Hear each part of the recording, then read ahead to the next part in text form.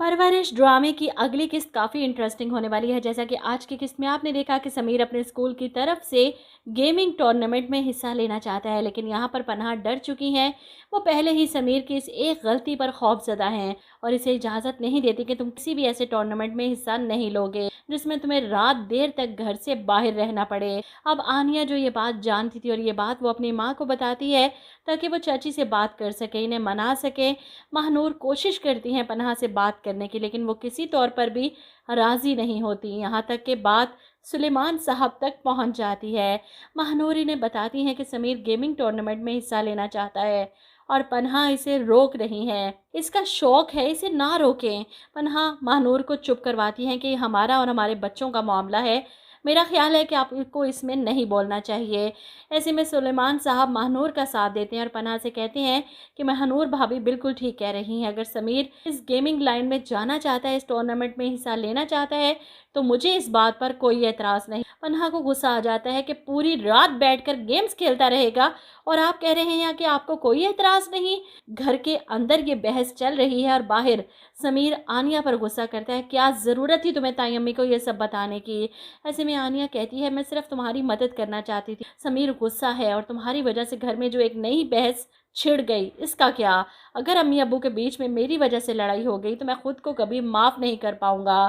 खैर, अंदर बहस चल बढ़ जाती है। घर के बड़े और जहांगीर साहब भी इस बहस का हिस्सा बन जाते हैं। सारी बात सुनने के बाद जहांगीर साहब फ़ौरन पनाह का साथ देते हैं कि बिल्कुल ठीक कह रही है ये, इसको इस बुरी कमियों से बचाने के लिए इसे रोकने के बजाय तुम उसे फैसिलिटेट कर रहे हो।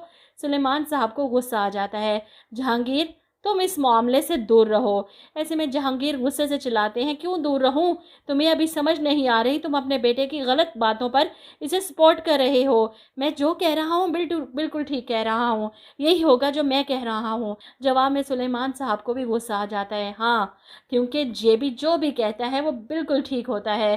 तो फिर तुम्हारी फैमिली 4 टुकड़ों में क्यों बटी हुई है। तुम्हारी अपनी औलादें तुम्हारी शक्ल देखना गवारा नहीं कर रही। इस बात का जवाब है तुम्हारे पास। जहांगीर साहब की तो बोलती बंद हो जाती है।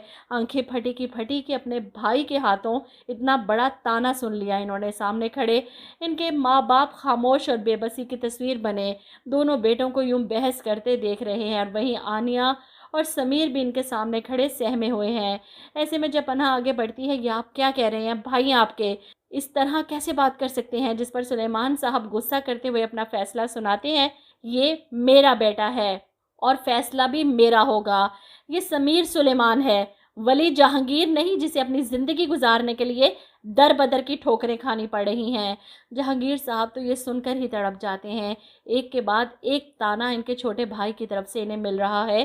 किस मुंह से वहाँ खड़े रहते। सबके जाने के बाद वो खुद कलामी करते हुए कहती हैं कि सारी ज़िंदगी माफ़ी तलाफ़ी करते हुए गुजर गई, पहले इनकी माँ की और फिर इन बच्चियों की। आनिया अपने बाप की बातें सुन रही थी, शायद शर्मिंदा भी हो रही थी कि इसकी वजह से इसके बाप को इतना सुनना पड़ा। इधर समीर अपने बाप की इजाज़त मिलने के बाद अपने टूर्नामेंट की तैयारी ज़ोरों शोर से शुरू कर देता है और आखिर स्कूल लेवल पर टूर्नामेंट जीत जाता है। घर आकर अपने बाप के गले लगकर रोता है कि अगर आज वो इसे सपोर्ट ना करते तो शायद वो कभी इस टूर्नामेंट में हिस्सा ना ले पाता, अपना शौक ना पूरा कर पाता। वहीं दूसरी तरफ अमल जो यूनिवर्सिटी से वली को फ़ोन करती है कि माया की तबीयत ख़राब है, बहुत रो रही है, मुझसे नहीं संभाली जा रही, तुम प्लीज़ आओ, इसे आकर संभालो, पूछो इससे आखिर मामला क्या है। अब वली को लगता है कोई छोटी मोटी बात हुई होगी जो माया ऐसे रिएक्ट कर रही है।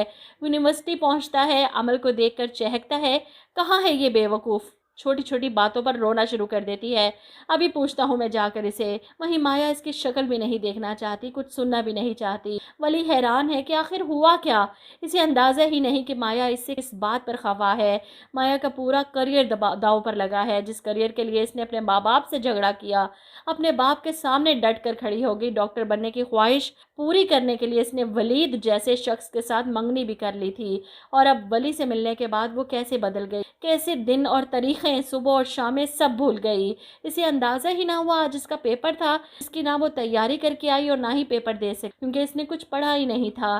सारा वक्त तो वली के बारे में सोचना, इसके साथ घूमने फिरने में लगे रहना, यही सोचकर वो वली से दूर जाना चाहती है। और वली परेशान कि आखिर क्या बात है, लेकिन माया कुछ नहीं सुनना चाहती। आज के बाद ना मैं तुमसे मिलूंगी, ना ही कोई बात करूंगी, और प्लीज़ मुझे फ़ोन भी मत करना। वली परेशान, आखिर हुआ क्या है, कुछ बताओ तो सही, किसी ने कुछ कहा है? ऐसे में माया फट पड़ती है। दुनिया में सिर्फ एक इंसान मैटर करता है और वो है mister Wali Jahangir, that's it. वो अपना फैसला सुनाकर जा चुकी है और वली को समझ नहीं आ रही वो कैसे इस सिचुएशन को हैंडल करे। घर आता है, चीखता चिल्लाता है कि माया ऐसे कैसे कर सकती है, वो मुझे छोड़ने की बातें कर रही थी, मुझसे कोई राब्ता नहीं रखना चाहती, आखिर ऐसा हुआ क्या है? बॉस ये सुनकर वली को टॉन्ट करते हैं, जिंदगी बेटा तुम्हें एक आईना दिखाना चाहती है, तुम इस आईने में देखो अपनी शक्ल को, इधर देखो। माँ बाप को छोड़कर आए थे ना तुम, घर वालों को छोड़कर आए थे कि वो सब तुम्हारे दुश्मन हैं। तो अब क्या हो गया, माया भी तुम्हारी दुश्मन है? क्या हुआ, क्यों दूर जा रही है वो तुमसे? कभी सोचा है इस बारे में?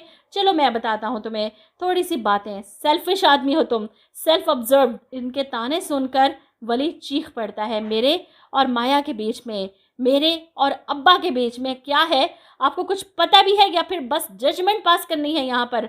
वो बॉस के साथ इस कदर बदतमीज़ी से बात करता है कि शायद बॉस भी इसे धक्के देकर अपने घर से ही निकाल दें।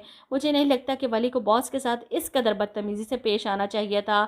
इन्होंने क्या कुछ नहीं किया वली के लिए। इस लिहाज से तो वली वाकई में खुद पसंद और ख़ुद परस्त है, जिसे अपने अलावा और कोई नज़र नहीं आ रहा। आप लोग क्या कहते हैं इस बारे में? कमेंट करके ज़रूर बताइएगा।